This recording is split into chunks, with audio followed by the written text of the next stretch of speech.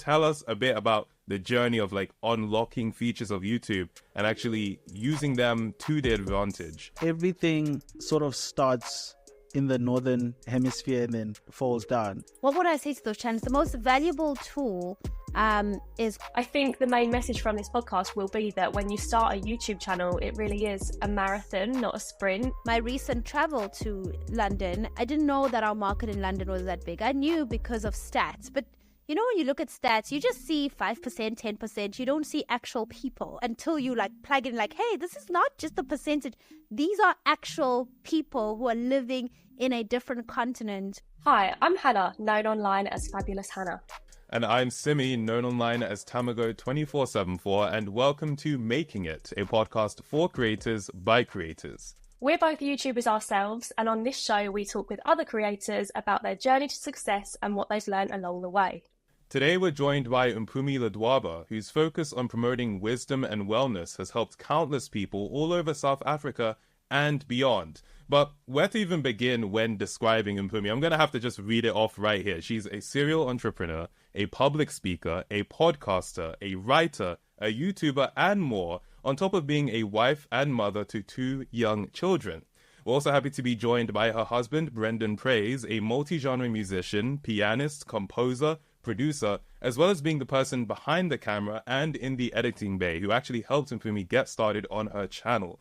Talk about a power couple. Now, one of the first videos you'll find on her channel is fittingly titled First Things First. And as far as first videos go, this one is pretty good. She's 24, sitting in her bedroom, having a casual one-to-one with what would soon become a very engaged audience. And she's telling the story of her journey so far, from her, studying to be an accountant to her deciding to pursue her true passion of starting a business. Mpumi and Brendan, welcome to the podcast. How are you?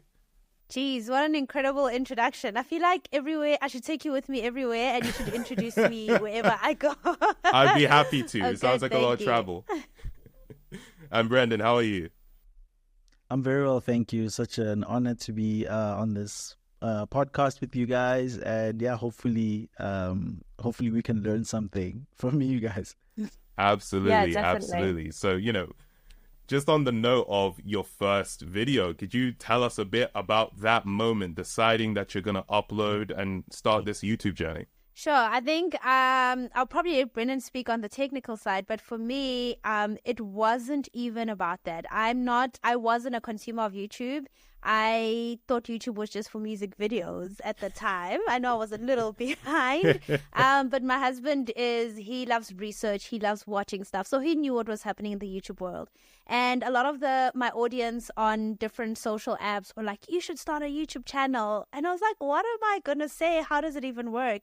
And eventually Brendan convinced me that, look, you've got something to say. I think you should do it. And my condition was, I will be in front of the camera. I will tell the stories. I'll come up with the content, but I never want to touch or switch on a camera. And I think 5, 6, 7 years in, I still haven't switched on a camera. I don't know how to autofocus. All I know is to be in front of the camera and keep it going. So yeah. And I think Brendan can share how his first video upload and shooting went. I think it was a little more of a sweat job on his side. Yeah, it was very scary. I think when you start, you're obviously looking at the people that are doing at the highest level, and you're trying to learn, and you're looking at what they say you should do. And we realized we didn't have any of the equipment. We didn't have a camera. We didn't have tripods. We didn't have lighting. So we had to maximize on the natural light in the house. We had to shoot at sunset, golden hour, or whatever, so the light wasn't harsh. And it's all those things. And we, grabbed some shoe boxes and created our own tripod stand with that. And yeah, but I think essentially what it taught us was that at the end of the day, it's about the content. And luckily enough, Mpumi's content was good and sound, and it was already refined because her life was already sort of in a place where she had learned all these things that she was talking about, and she was sharing from a deeper place. Do you know what? I wish my boyfriend was more into YouTube. I would love to not have to do any of the editing side of it, sorting all that out. Honestly, it sounds like the dream team. So I'm interested to know that dynamic where obviously Mpumi, you're in front of the camera, Brendan, you're behind the camera, and it's always been that way. How do you find that with, because obviously you're married as well. What's it like working together?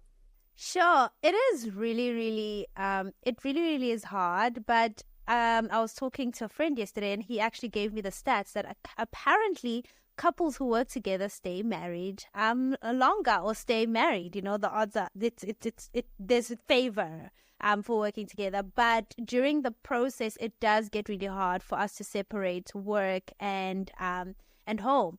In the beginning, it was easy because YouTube was a fun thing. It was just another thing that we were doing. So there wasn't a lot of pressure.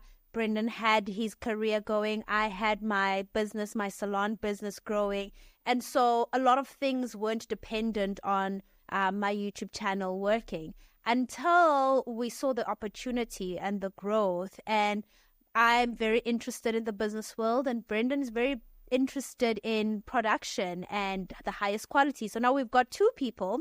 One is an extremist in business and one is an extremist in production and quality. And now we have to come together. So the end product is magical, but the process and of understanding each other's working languages. So you can imagine a numbers person versus a creative. I'm a structure, work starts at 9, need to get it. And then you've got a creative who goes with the flow. And each person needs that. I need my structure, and he needs his flow. And on a bad day, it doesn't work. But on a good day, it really, really works. So it is quite challenging. But we've been doing it for so long. We've tried out working with other people and separating. But I think it gives us a sense of purpose, and it helps us develop our other skills, our EQ, our communication skills, and all of that, so that it can work in the business, because the business is meaningful. The YouTube business is meaningful to us. So yeah, I'll say it's challenging, but it's worth it. Brendan, do you share the same? Yeah, what she said. Wow.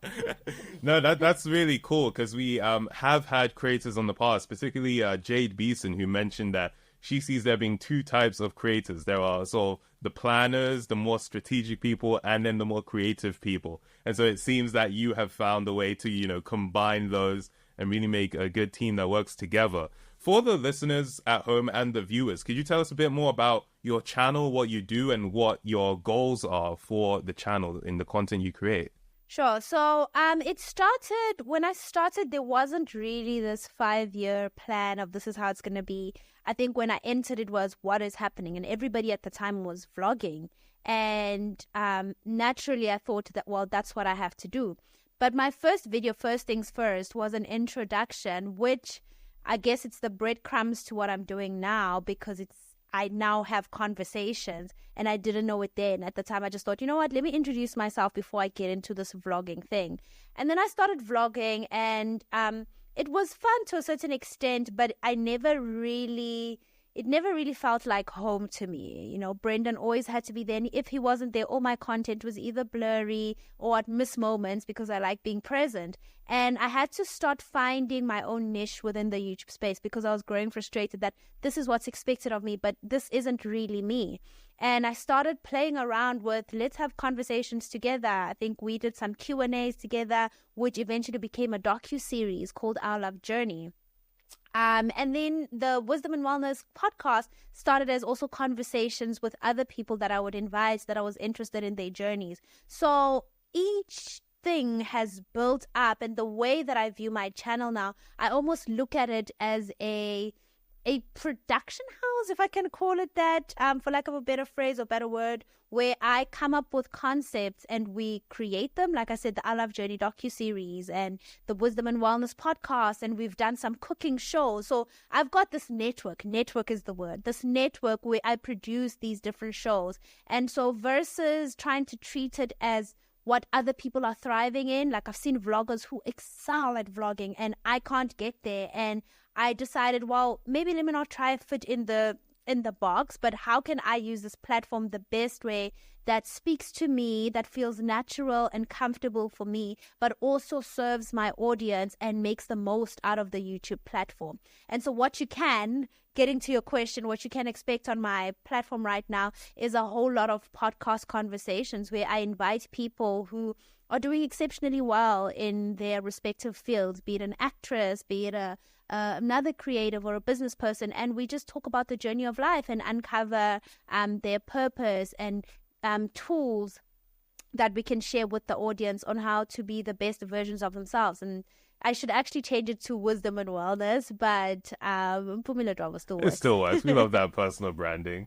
One thing that I find really interesting about your channel, Mpumi, is the way I view it. It's kind of like a TV channel, and then you've got like the different mini-series, the different programs, for example. I think when a lot of people start a YouTube channel, they think they have to do one thing. They have to fit into a niche.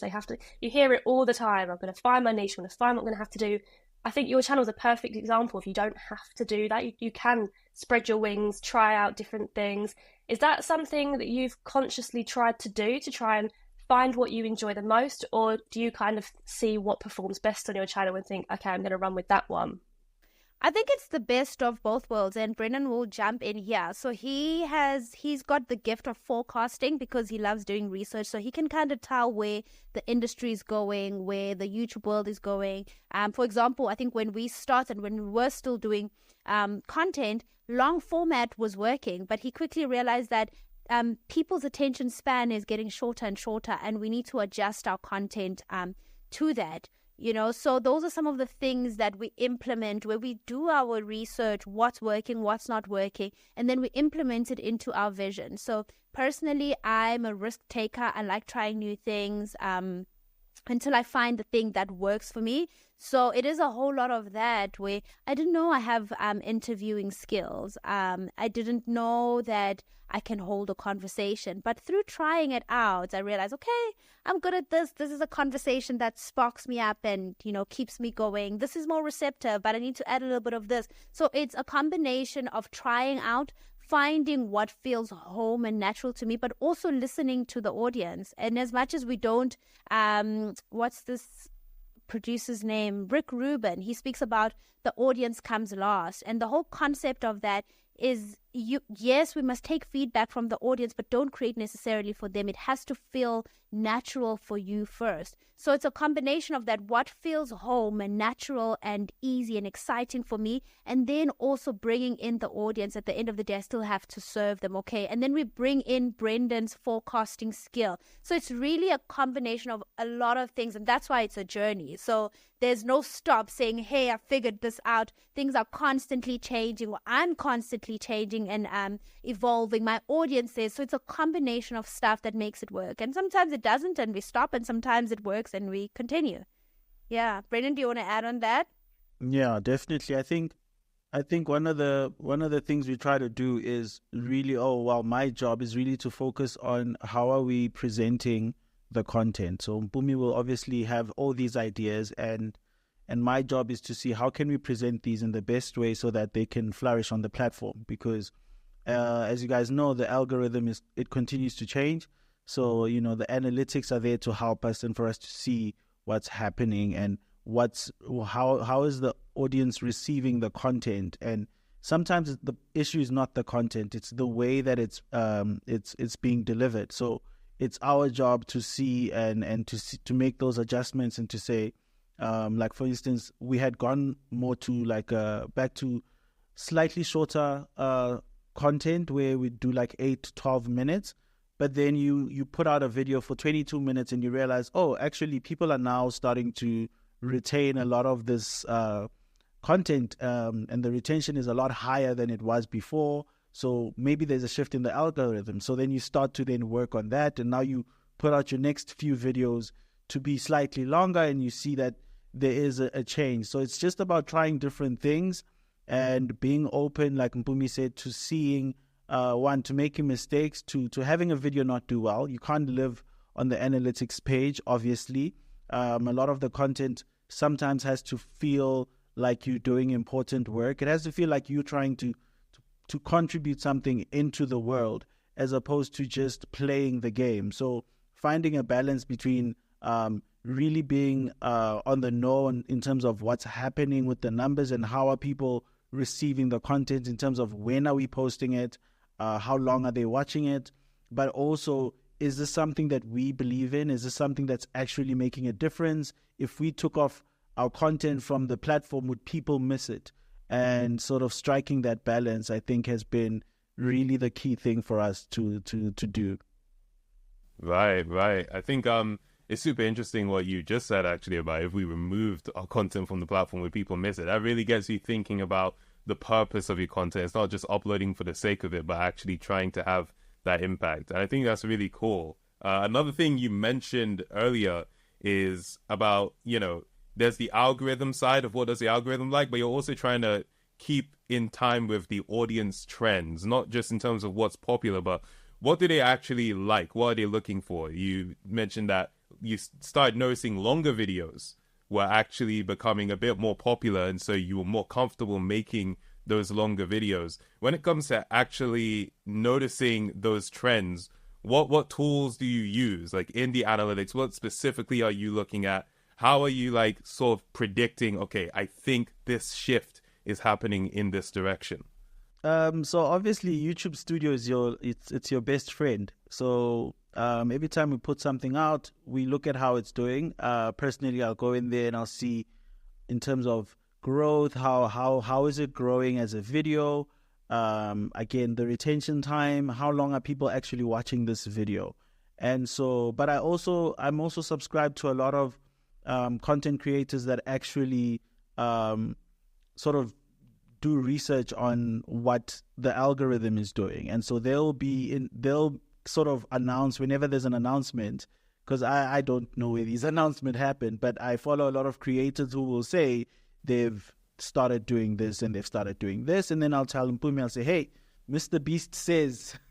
So, and then she'll be like, okay, cool, let's do it. Because our goal, like I said, because we do podcasts, it also makes us quite versatile in how we can put out our content. Because you have an hour, 30 minutes of footage, you can go either way. You can find really catchy hooks in the content, or you can go in depth with it. And it's just about where the platform is at that point, what's working, what's everyone else doing, and sort of slotting in your content and your perspective to suit that. But yeah, it's about having your ear on the ground and seeing what other creators are doing. How are they innovating in terms of putting out their content? And when you see that, you look at how it's working and how their page is growing, and then you try and implement that into your own page. For sure. I think one thing that's super important as a creator is actually watching content, so you can have an idea of what's going on the platform, so it is very useful that you do look at a lot of content so that you're in the loop with that. No, definitely. Yeah, something that I found really interesting in one of our previous conversations, actually, Brendan, was when you said that you watch kind of like US or UK creators to see what trends are coming up. And then obviously, because you guys are based in South Africa, you use those trends to your advantage. You may be sort of like, even a year down the line, you can kind of predict what's coming up. So can you tell us a little bit about that research? Because I think other people listening to this podcast would find that so interesting. Yeah, so we realized like a few years ago that everything sort of starts in the northern hemisphere and then falls down, especially technologically. So whenever there is beta programs, we don't have access to them, but we know they're there because we are on the platform, so we see it. And so being plugged into what's happening in the UK and in the US, it kind of really helps for us because we can see where everything is moving towards, and a lot of the content creators will share it and they'll say, this is what's happening, this is what we're doing. And so whenever that happens, we then just kind of get ready and prepare ourselves, put ourselves in a position for whenever that feature is unlocked here, we can then take advantage of it. In fact, it's not just in content, it's actually just in everything. Right. It's really interesting how you've been able to turn what some could perceive as a disadvantage, having to wait to get access to features, into an advantage because it gives you foresight. You can see maybe what mistakes others are making and make sure to avoid those. And you can see what things others are doing really well. And you can make a plan of how to implement them into your own plans. Even on your channel, Mpumi, you make use of so many of YouTube's features. It would seem that you just had it locked in from the beginning. We're going to make use of memberships. We're going to make use of, joining a partner program. We're going to do all this thing. But obviously, as with every creator, it's a gradual thing over time. Could you tell us a bit about the journey of like unlocking features of YouTube and actually using them to their advantage? Yeah. I think it goes back to what Brendan's sharing, watching other creators that we look up to, that inspires us, is very interesting. And we researchers, even though we research in different ways, but we researchers. And once you get into things, because another thing with a lot of creatives is we get stuck in the research and then we don't implement. And then we're just stuck with a whole lot of information and nothing's happening. So for us, in as much as there's a lot of research that goes into what we're doing, we are building the plane as we fly it. So I'm looking, I'm literally putting out these podcasts, but then I realize like now the world is changing in that when I have a guest, for example, a celebrity on my podcast, there's certain things that I've created such a safe space that a person would share voluntarily. However, the internet is no longer a safe space like that. So there's certain parts of a video where on a different platform, it's a safer space. But perhaps putting a longer video on YouTube, people can just screen grab 3 minutes. So then that's why now we have to look at where can we put exclusive content so that my guest feels safe, and so that next time I invite someone on my podcast, they feel safe to come because their content wasn't just snapped at 3 minutes without context and then being spread. You know, we have to think of things like that. So that's when we jumped into membership.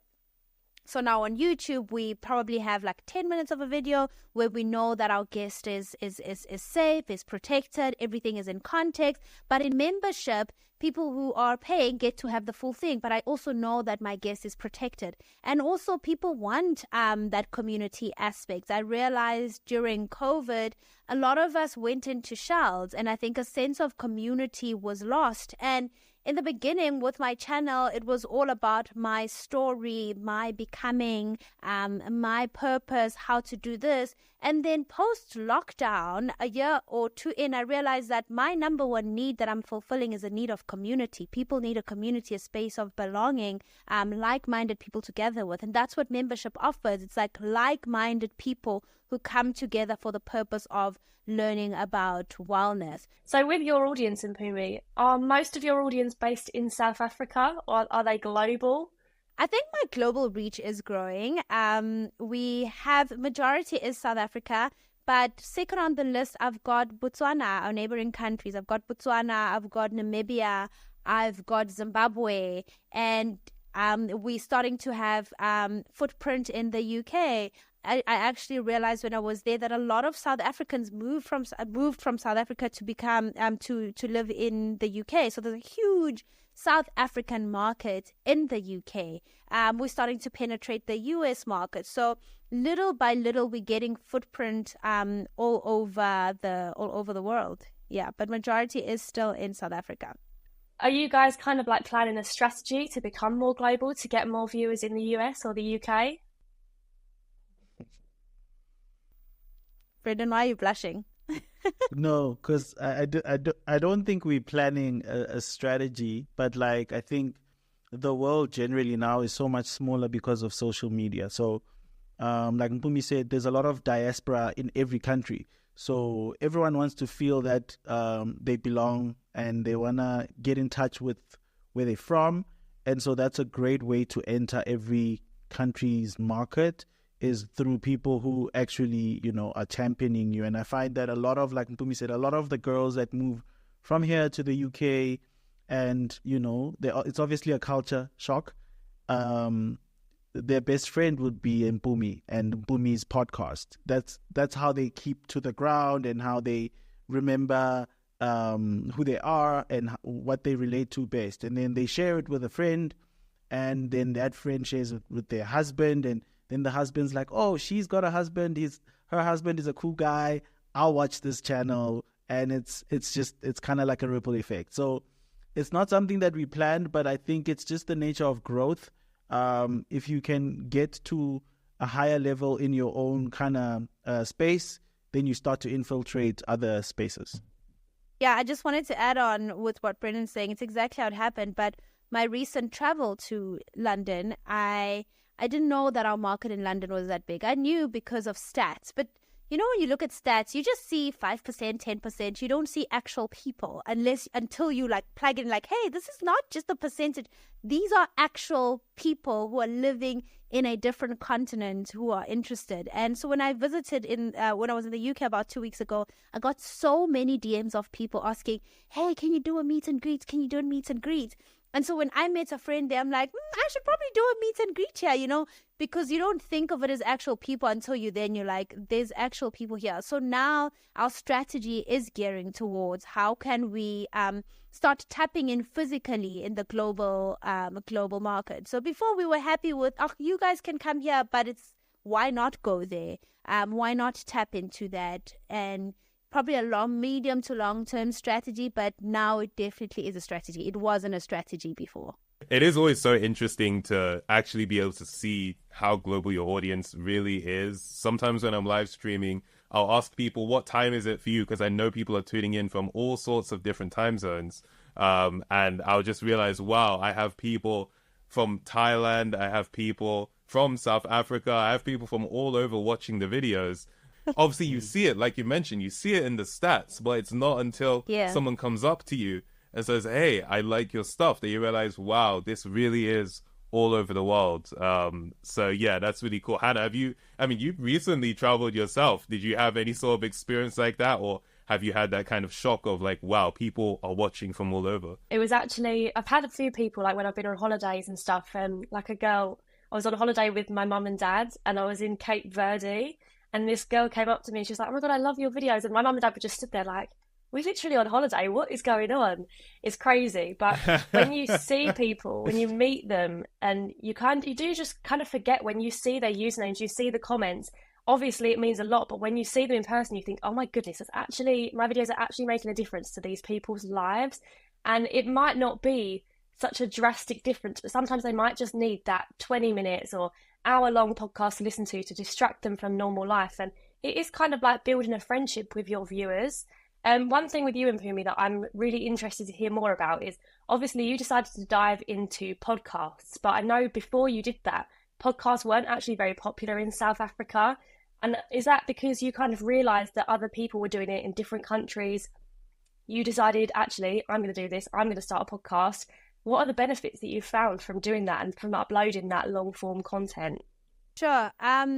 Like I said, even in the beginning, when I started a podcast, I didn't know that there's such a thing as a podcast. And Brennan had to break it down for me. And there was a big deal that happened, and he was like, we should jump onto this. It's blowing up in America, and I know that in a few years' time it's gonna be a thing in South Africa. And I was like, okay, dude, it's fine. Like, you've proven that your methods work. I'll just get onto the content, you know? You get us on the platform, whichever platform you say we're doing, deal with that. I will come up with the content. And when we started podcasting, and I remember when we loaded our trailer, we did like a little trailer that we had to tell people that we're getting into podcasts, and people were like, what's a podcast? And so we started podcasting in South Africa when we still had to introduce it to the masses. So instead of click the link to go here, it was like, okay, where am I going? How does this work? Is it an app? Do I download? Where do I find it? So we had to start by educating what a podcast is. And it's taken a whole lot of time. And what we realized with South Africa is we are touch people. I think in the States, in the UK, it might be different. People are okay with just having a podcast, listening to it, and that's enough. But we realized that we had to make it video because people need to see us. People need to see this whole thing happening because they didn't understand, you know, is it radio? Is it not radio? And it's like, no, it's not radio. Okay, but where's the video? So we had to make a way we had to softly introduce it. And now, funny enough, in my strategy, because video obviously takes a long time, but now, and we did a whole high production, but now we've gotten so comfortable with our audience understanding podcasting that we have a more relaxed setting now. So now it's no longer a big deal about the set, but it's okay, we like the conversation. But it's taken 5 years. And even in making money, because I know the first question was, how do you make money on podcasts? we haven't made money for a good 5 years directly from podcasting. It's only now that brands in South Africa are starting to believe in podcasting. They're seeing the trajectory. They're seeing that, okay, this has value. This is better. The ROI is worth it. But it's like for 4 or 5 years, you're just proving a point. You're just proving that this is going to work. And you have to keep believing in this thing that you're doing, even when others don't believe in. And you have to keep building the numbers. And it's once again that building that airplane as you fly it, and you're changing here, and how does it adjust to the South African market? Yes, this is working in the US. Yes, this is working here, but is it working here? Where can we make some small touches and small changes? And now I think we're starting to feel, we even have awards now for podcasts, which I think started last year. So you can see that there's growth. But when we started, we didn't know that we'd win an award for podcasting. It was like, what's a podcast? So that's been, I hope I answered your question, but that's kind of been the journey. Right. So in a way, you have to like pioneer things, you know, there's no like proven roadmap within South Africa for it. So you have to be like, guys, trust us, this is going to work, which is a big deal because, you know, when you're doing something, you say you were doing it for 5 years before the podcast itself was able to make money. There has to be that kind of self-belief and belief in what you're doing in order to reach that point.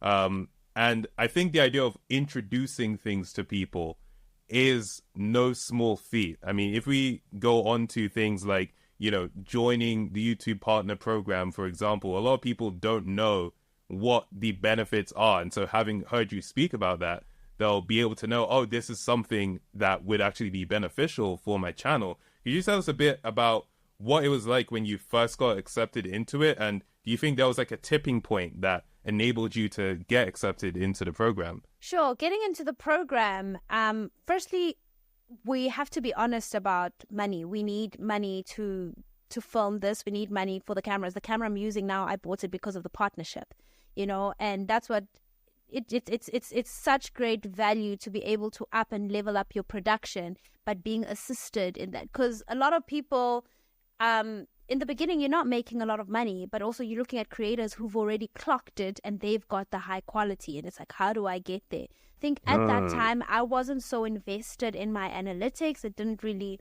bother me. I was just filming videos and that's it. But then you get monthly meets and you get to learn and understand your audience a little better.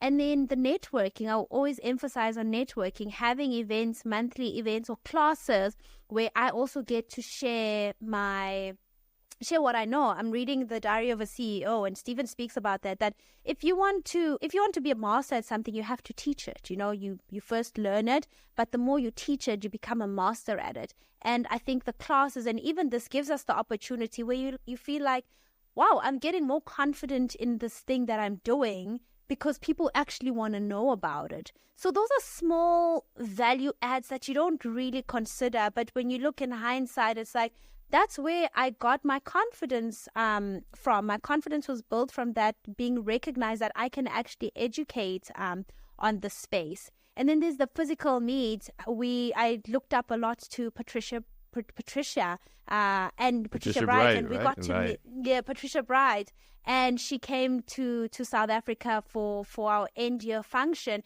and to hear from her, she's one of those who spoke about the many ways you can grow and utilize your YouTube platform, how you can create products from that, digital products and physical products, and she basically broke down her whole business strategy for us in person, and we got to ask her some questions. And it's just moments like that add so much value when you put them together in your growth strategy.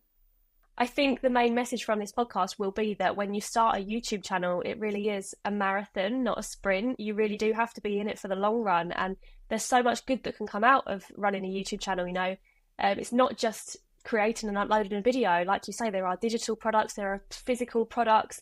But I'm really interested because a lot of people, I think there's actually around 11,000 channels in South Africa, Kenya and Nigeria that are eligible for memberships but haven't decided to utilise that. So what's your main piece of advice for those people, Mpumi? I feel like you're really good with the quotes. You're good with the mindset. I feel like you've had a really valuable mindset shift. So what would you say to those channels?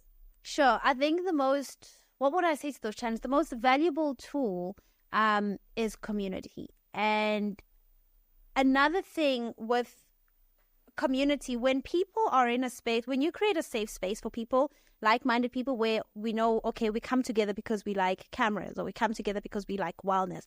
When people are grouped together with the similar interests, they're more likely to achieve their goals. And when someone achieves their goals, because on Mpumy's membership, once I joined Mpumy's membership, my goals were achieved, they're more likely to tell the next person. And that's how your membership grows. The best form of marketing is word of mouth.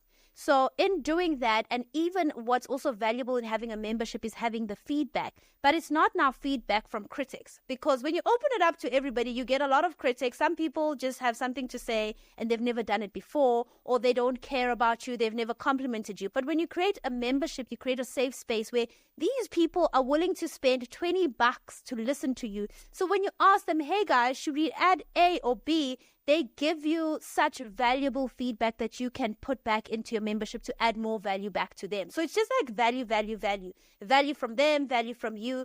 And this community space continues to grow. And so whichever direction you choose to grow in your career, whether I decide to open shop, I've already created this close knit of people who believe so much in what I'm doing that in whichever direction I go into, they're my first people that I go to. When I'm trialing something, when I want to test out whatever I want to introduce, they're the first people I go to because it's safe to make mistakes there. It's safe to try out things there. It's safe to grow there. So I really encourage membership. It's a great learning curve. It's a safe space, and it's exciting to watch your own members grow. For example, just speaking on membership, when I started one of my challenges, which is a running challenge called I Run November, where we run about 100 kilometers a month, and you can run it or walk it, I invited a few people, some who had never run in their lives. And 3 years later, one of the ladies sent me a picture of her finishing a marathon. And she said, this started with I Run November. And it's like, whoa, I've never even run a marathon before. But to hear that, it's so encouraging. It's just, it's lifelong achievements that add so much generational value to someone's life. So yeah, I mean, I've just gone really deep with membership, but all in all, it's definitely worth it. But be clear about why you're doing a membership. If it's to create a community, be honest. I just want to create a community. If it's I want to test things out, be clear about that so that you can prepare service-based and also be honest with your audience. People just want clear communication, and then your people will stay, and your people and the ones who are not your people will go, and you'll be able to enjoy memberships. So obviously, when you run a YouTube channel, community is such a massive part of that, and that especially comes with memberships as well. I think it's kind of like a circle of trust. You trust your viewers, you trust the people that comment and watch your videos, and they also trust you and your opinion and the information you're giving them. And that's a really big factor when it comes to working with brands. So, Mpumi, can you tell us a little bit about which brands you work with, how you navigate that, and a little bit about working with brands on YouTube? Yeah, so working with brands, actually the way it happened was so organic. It was, I still had my salon running, and it wasn't really a thing. It wasn't a thing where people quit their jobs to do it, you know. And I was during the natural hair era, and I had just cut my hair. So on my channel, I was sharing that journey of how I take care of my natural hair, educating, but not educating in a sense that I'm the expert, but let's journey together. And while doing that, a brand came to me like, hey, we would like to work with you. And at first I was like, oh yeah, free product. You know, you're just happy to receive products, and then they offer money. And it's like, hold up, this is an entire career. And it started like that. And the more I created for that first brand, the more other brands saw what I could do. And I just want to emphasize on this, that it doesn't matter how little you're getting paid, or even just if it's a product exchange, you need to do everything to the highest quality or with excellence, the best way you can, because people are always watching. And the more I created for this one brand, the more other brands started hopping on.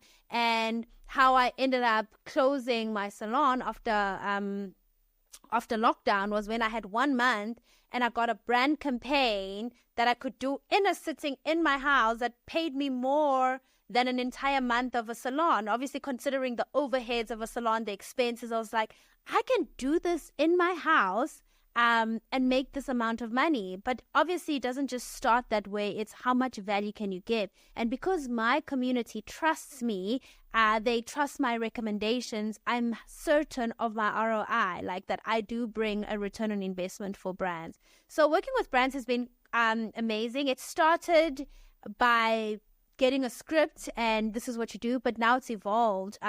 My brand partner over the last year or two has been Dove, and I call it a brand partner because we are working together. They're coming into what I'm doing and I'm coming into what they're doing, and we're making the visions work together. But that comes with long-term building of having a community that hears you, having a community that trusts you, and having brands that also trust you and plug into your vision. So it's been an evolution of how I work and partner with brands.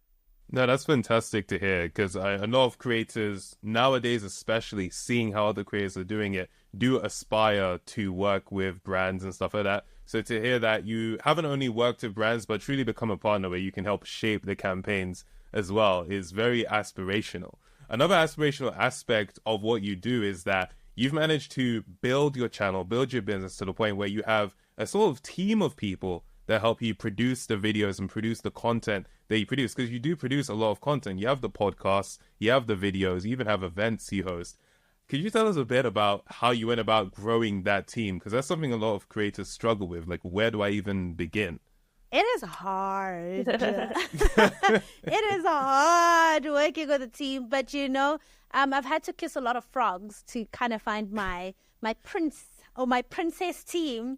Right. And I've had to develop also as a leader that it's not just telling people what to do, but you want people who are the way in which I've grown my team. I work with people who are leaders in their own space and rights, and who are content with the role that they play in. What's important with running a team is getting people who understand the nature of our business. It's almost like a first generational business where there's very little reference to how you run a team in a business like this, and we are learning on the go, and you want people who understand that and who are leaders in their own rights, and who are willing to stretch themselves. The roles, even though we may have a role given, but it far extends, you do whatever is necessary. But a team is great, but I would always advise when building a team, one step at a time. Hire slow, fire fast. Obviously, you are literally a powerhouse of a creator, but not only that, you're also a mum, so you've got two beautiful little children. Is that one of the reasons why you wanted to hire a team? Did you find that it gives you more downtime? Yeah, and also, I think my work, the way in which I work, my slogan is lean and efficient. Let's keep it here, but what's the quickest way of doing things? And Brendan and I could have still continued to do things just the two of us, but for our goals, we needed other brains, other people who know better. And my strength is in sitting in front of the camera and sharing a message. My strength is not necessarily in design. And when my attention is split in things that I'm not good at, then I can't give 100% to what I am good at. So it's important as you grow to understand, what are my strengths, what are my weaknesses, and then let me focus on strengthening my strengths, and then have people who are strong in my weaknesses. And so that's kind of been the strategy. But even with my children, it allows me time to spend more time with them as well. Yeah. Right. I think making time for yourself as a creator is something that's very important, because it can be a job where you're wearing so many hats that you can sort of neglect the other things. So it is good that you've been able to find ways to make sure that you make time for those other things. Something that you mentioned earlier when it came to your content strategy is that, you were seeing that vlogs were doing really well, but you didn't want to necessarily have to broadcast your life. So you were trying to find other things that you could make content about, so you can provide value that isn't just, look at me, look at all the things in my life that I perhaps don't want to share. Would it be accurate to say that you're somewhat of a private person when it comes to what you share online? Yeah, actually very, very private, and it doesn't seem like it because I talk a lot and I share a lot. But I just learned that there's certain parts of my life that I want to enjoy and keep to us sacred. Initially, we would share our family, and I think that's important. Representation of a Black family. I thought that was important, but we got to a point where I was like, actually, this is a part that I want to keep to myself. Growing online comes with growing criticism, and there's certain parts of my life where I'm mature enough to take the criticism. But when it comes to my kids, I don't know how I might act. So rather, let's take it off. And so it's important to have self-awareness that, are you willing to take, if you're taking compliments, you have to be open to taking the criticism. So when with my kids, I'll take the compliments, but I wasn't willing to take the criticism. And even in our family dynamics, we have to protect that. So I have grown to be a way more private person and sharing what I know adds value without stripping away from me. I always love hearing perspectives from creators who are a mum, because I dream of having children one day, and I'm so undecided on whether or not to show them online, and finding that balance between work and family time and where it kind of merges. But your perspective has been really interesting to hear about that, Mpumi, and it just shows that you don't have to decide something and stick with it. Obviously, you can show your children, and then you can decide, actually, I'm not sure I want to do this anymore, and I do want to separate it. So yeah, I feel like this has been a really great chat. Thank you for opening up with us. Thank you so much.